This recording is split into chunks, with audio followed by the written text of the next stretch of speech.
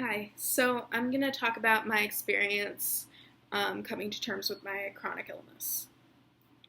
I got my first migraine at the age of 9 while my family was on vacation in Fort Worth. I actually remember the night before feeling like I was getting a headache and not giving it even a second thought while taking some ibuprofen and just going to bed. And then I woke up in excruciating pain. I remember telling my mom I have a really, really bad headache, and her telling me, no, you have a migraine. And I just did not want to believe what I was experiencing was a migraine because every single woman in my family gets migraines and they don't go away. Some people grow out of migraines, but women in my family don't. And I didn't want to think that what I was dealing with in that moment was something I would have to deal with for my entire life. Um, I just couldn't come to terms with that in that moment. And now, like by today's standards, that migraine is nothing.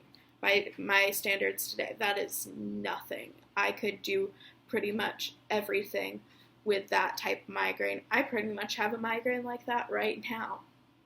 But back then, I had no pain tolerance. I hadn't built that up yet, so I couldn't do anything. Excuse me. When we got back to town, we went to my pediatrician, who ignored what my neurologist would later describe as the strongest family history of migraines he had ever seen, and say I had a stomach bug. Yes, nausea is a common migraine symptom, but I was not experiencing it.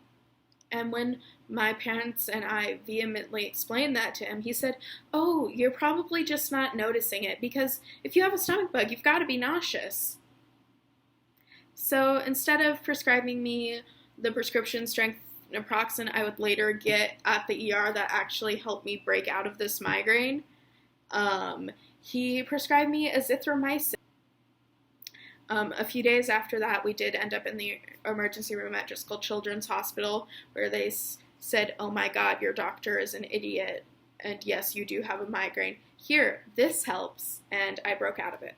And everything was fine for another 2 months, and then my father and I got in a car crash. We were safe, but the adrenaline crash afterwards gave me a migraine, which lasted another 2 weeks, and I was back in the ER. Same kind of deal. I think they may have actually given me an IV that time. And I know I got a CT scan around that time as well. But once I broke out of that migraine, I was having migraines 2 or 3 days a week, every single week, my entire 4th grade year. This was when we decided, hey, maybe we should see a specialist who actually knows what they're doing with a chronic pediatric migraine patient. And we started seeing my neurologist, who I just stopped seeing a couple months ago because he retired. And he prescribed me medication to take every single day that lessened the frequency of my getting migraines and stuff I could take when I was getting a migraine to make it not as bad. And throughout all of this, there was only one person who even really made an effort to understand besides my parents, and that was one of my classmates and friends, who actually asked his mom to explain to him what a migraine was. And the next time I was absent, which was pretty frequently, explained to my entire class what I was going through and what was happening in my brain and how hard it was for me emotionally. And while later I was bullied by classmates for having migraines, it was never anyone who was in that 4th grade class with me. Though the talk did not work on my 4th grade teacher, because she would try to make me feel bad for needing to go to the nurse. I remember one time she said, oh, but Amelia, whenever you go to the nurse, you go home, and then when you go home, you miss school. And when you miss school, you have makeup work, and you're already behind on your phonics. And the thing is, I felt badly. I felt like I was doing something wrong for trying to seek medical attention for my chronic pain because of that statement. So I stayed in class. And you know what? My migraine got worse. And it resulted in me having to go to the ER. Every single time I didn't listen to my gut and say, I need to go home, or I need to go to the nurse and take my meds that I have there. Every time I didn't do that, I ended up in the ER. But this is also the same teacher who, in all seriousness, asked my parents, wait, you mean Amelia could get a migraine on the day of the STAR test? My teacher thought I could control when I get my migraines. And I had even worse luck my 5th grade year. I had amazing luck with one of my teachers that year because she got migraines. She was a former student of my dad, so she knew me. And she was amazing, but my other teacher was not. I had 2 bullies that year. One of them was a fellow student, and one of them was that teacher. So my classmate who bullied me did the classic stuff that you see in movies. Weight, appearance, athletic ability, because this was the time where I started on medications that cause bloating and weight gain. I started to get this lovely little double chin, and 5th graders are not the nicest people in the world, and they definitely pointed it out. They would make fun of the fact that my hair was tangled because some days it was a choice for me between being able to brush my hair and make it look really nice or going to school. And me being the giant nerd that I am, I would always choose going to school because that was fun to me. Except when I had to deal with my teacher, because one day I was walking back to her classroom to grab my backpack because I was going home.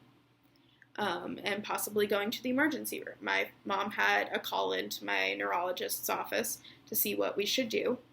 And when I went to pick up my backpack and hand my teacher the note that said that I was going home, she said, oh, before you go, I need you to sit down and make up these 2 40-question math tests. And this moment I will never forget because I had so many conflicting things I had to do. I had to get myself home because that was the only thing that might help with the pain. I had to be respectful to my teacher because I was a student and I've got to be respectful to my teacher. And also I have to advocate for myself because clearly my teacher won't, because she's trying to make me do stuff that is not safe for me to do with the severity of head pain I was having.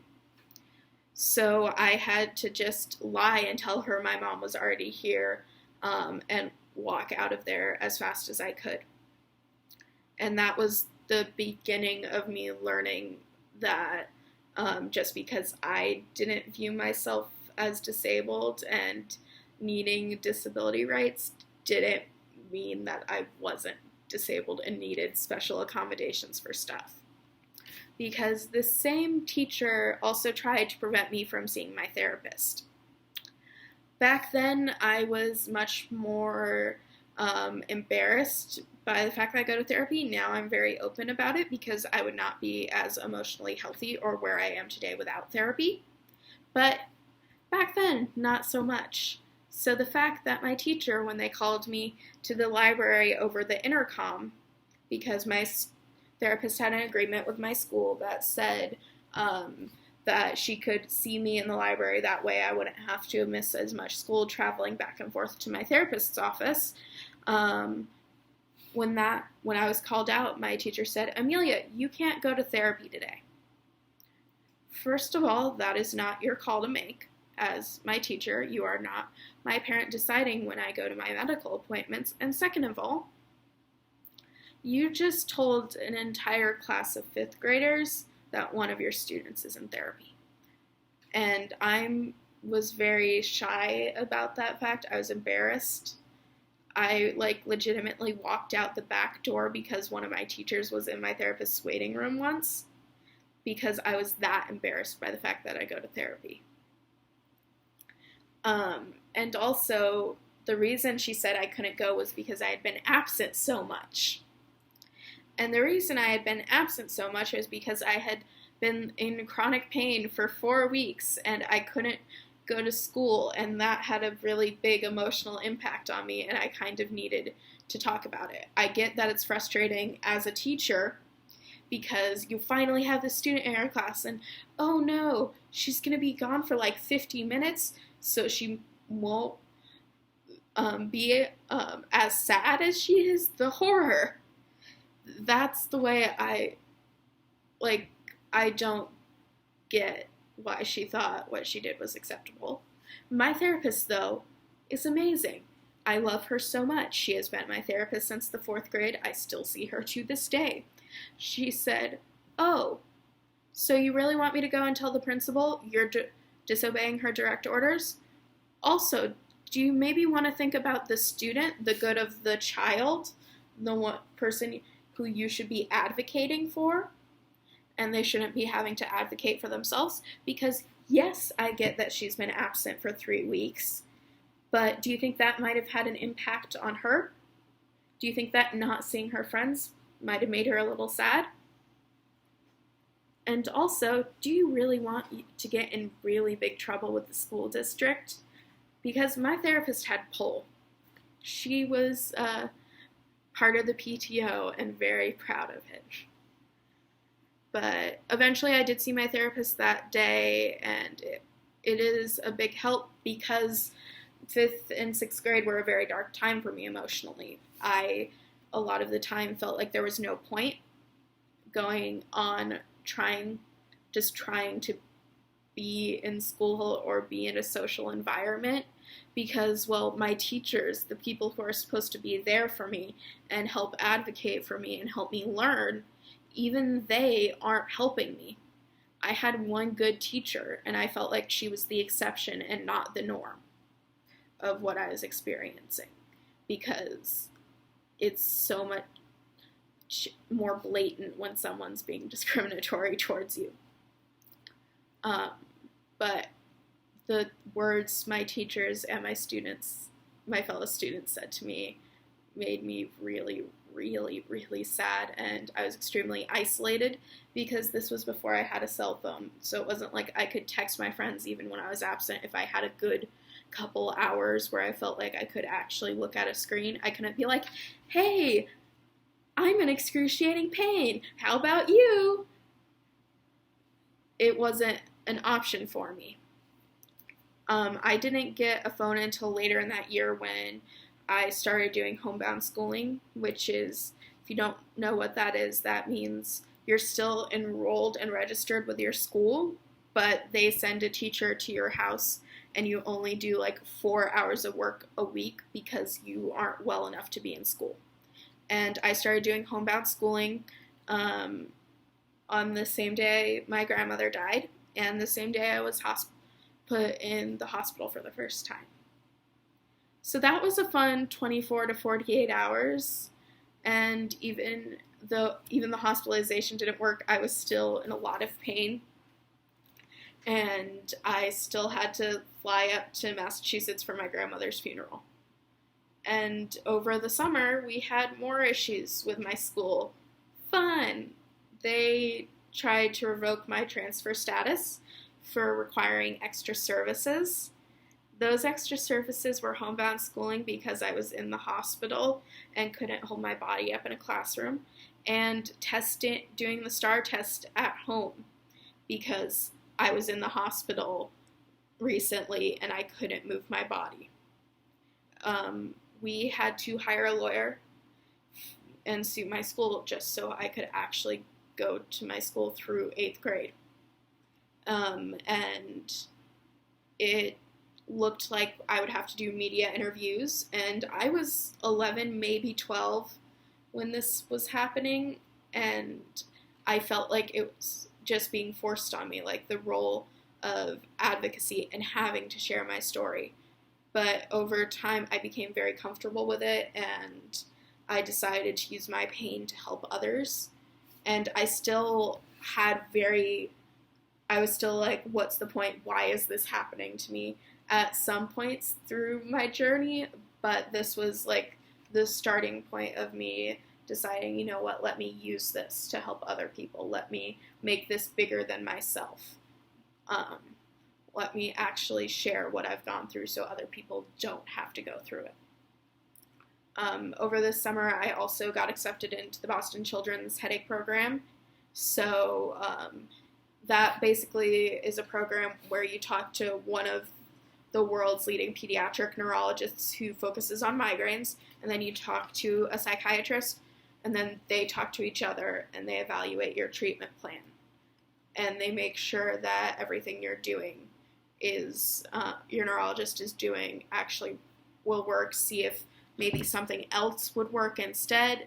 And when I went, they were like, the only thing we can say is drink a lot of water, and maybe that'll help a little bit, but because you're a pediatric patient, there aren't many options available to you. And that was, with those words ringing in my ears, we went into 6th grade. So in like September, I had had a migraine for about 3 weeks, so we called my neurologist's office to see what he thought I should do. And he was out of the country at the time. So they, at some point, squeezed me in with one of the other neurologists in the practice who decided to pull me off all of my migraine medications cold turkey. Which, if you don't know what that means, I was on, like, probably 500 milligrams of one medication, like 900 milligrams of one medication a day, and like 100 of the other, and she just took me off of them all at once, and my body had become so used to them that it went into kind of a shock of just even more pain. So doing that and then putting me on new ones without ramping them up slowly triggered a 9-month-long migraine that resulted in at least 3 hospitalizations and I would say at least 15 visits to the emergency room, which was being renovated at the time. So while I was in there with sound sensitivity because of a migraine, there would be drilling in the room next to me. It was a great 2 years of renovations while I was in the ER the most. But through that time, I had to go back on homebound schooling again. And I also had to go back on half-time schooling.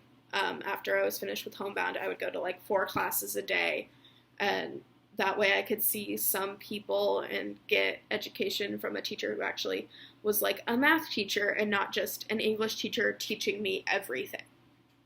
And at this time, also, my father had 2 strokes. He had the first one on President's Day, and we took him to Corpus because we do not trust our town's hospital, and they were able to give him medication that solved the clot, and he was okay. But they had to do imaging to look at his carotid arteries, and we found out that one of them was 99% blocked. By all medical science, he should have died.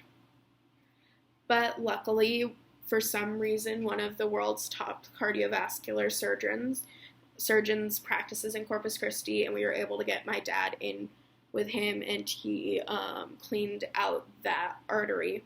But during the surgery, which happened on my birthday, some of the plaque got knocked loose and went into his brain, and he had a second, much more major stroke.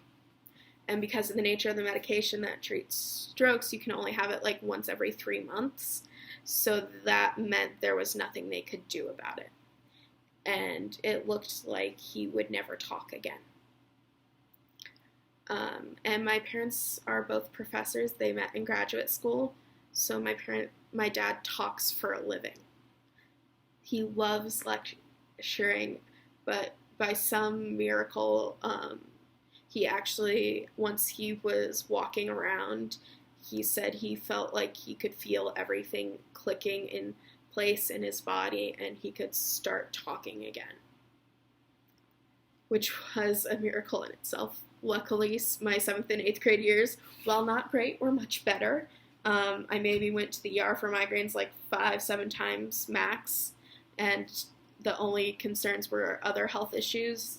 Like I had typhus, and then I had a fever of unknown origin in 7th grade. So for just like an entire month, I had a fever, and we still don't know what caused it. And then like 8th grade year, I had a pretty bad migraine spell, and then I also had mono towards the end of my 8th grade year. And because of mono, I missed a lot of my science class, which made me get down to a B. It is the only B I have ever gotten, and I'm still a little bit mad about it. But I was still overall just excited because, ooh, high school, a new school where I'm not just the migraine girl. I can be someone else. I can redefine myself. Like, I was very comfortable with the idea of talking about my migraines and my story in high school, but I didn't want people to just see me as that. I wanted to, like, be seen as someone who can go to social events and doesn't just have to sit at home because everything's a migraine trigger. And I was really excited about that, and everything looked like it was going great until one fateful September afternoon. There were some major factors that went into triggering this like 8-week-long migraine that resulted in my hospitalization. So on that day, there was a cold front that blew through. I was hormonal, and I also, during the movie we were watching, Close Encounters of the Third Kind, there were flashing lights, and anyone who gets migraines knows that is not a great thing.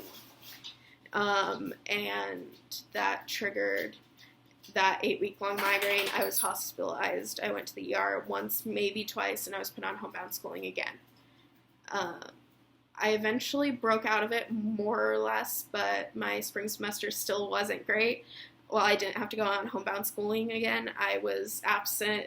It felt like more days than not, but I was able to keep a good GPA, luckily, because I am a nerd and that was very important to me. I was able to take the World History AP test, and I had fun with that class. But my sophomore years actually told me, I just didn't know you existed last year. I heard there was a girl in our class named Amelia, and she was nice, but that was it, because that's how frequently I was absent. Now, the summer between my 9th and 10th grade year, I went to the Boston Children's Balance Center, where I was diagnosed with benign positional vertigo, because whenever I got a migraine, I would feel extremely lightheaded. And for me, that lightheadedness is like I have an oval shape of cluster of strings just in the center of my back, constantly pulling me down, and then like a little circle at the base of my head as well. And I felt like I couldn't even hold myself up in chairs sometimes. So when I went there, they were able to diagnose me with something and refer me to a physical therapy place where I was able to retrain the way my eyes, my vestibular system, which is what controls balance, and it's in your inner ear, and my brain and how they communicate, so I would feel lightheaded less often, as well as doing something called the barbecue roll. Because of the way the vestibular system works is it's a little gelatinous organ with like crystals on it, and for me, all the crystals had fallen off. And that's what was making me lightheaded constantly. So once they did that, I could actually walk around and walk by myself without having to grab a rail, which is essentially the point where I was at beforehand. And it was the most freeing, 2 weeks of my life, because my family was on vacation in the Northeast visiting my mom's side of the family. So we were up in Maine, and I could actually walk around by myself for the first time in what felt like ages. And that actually kicked off the one good year I actually had since I started getting migraines. So my 10th grade year, I was able to participate in extracurriculars. I was able to have a real social life, take more difficult courses, and have real friends and do stuff with them, which was actually pretty rare for me because I was just never at school before. And all that progress I felt like I made in my 10th grade year kind of reset.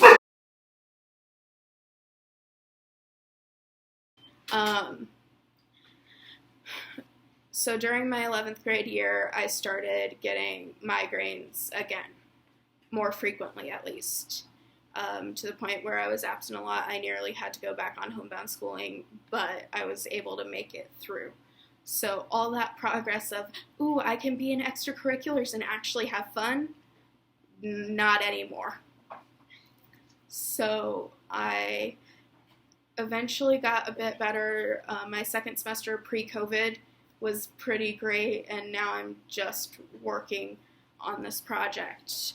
But even though I've been through all of this negative stuff because of my migraines and because of being chronically ill, I would not actually want to get rid of my migraines or never have had them, because they've made me a much better and much stronger person who has found purpose in their lives. I know that I want to be an advocate for others. I know how cool neurology is now. I've gotten to do actual research in the field I want to specialize in before I've even graduated high school because of my migraines. And I found the field I wanted to specialize in because of my migraines.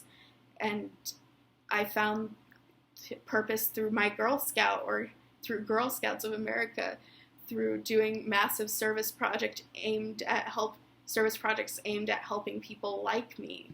So even though people constantly are like, oh, I wish I could just take them away from you, I would never want that, because they've become a part of me. I'm not the migraine girl, but my migraines are a part of me, and I'm proud of them because they've made me a much stronger individual who's found a sense of community within the people with chronic illnesses and other people who get migraines, because 17% of all women and 8% of all men get them. And there's a universal understanding between us. And I'm extremely grateful of everything I've gotten through my pain that's come out of it. Everything that good that has come out of my pain, I'm extremely grateful for.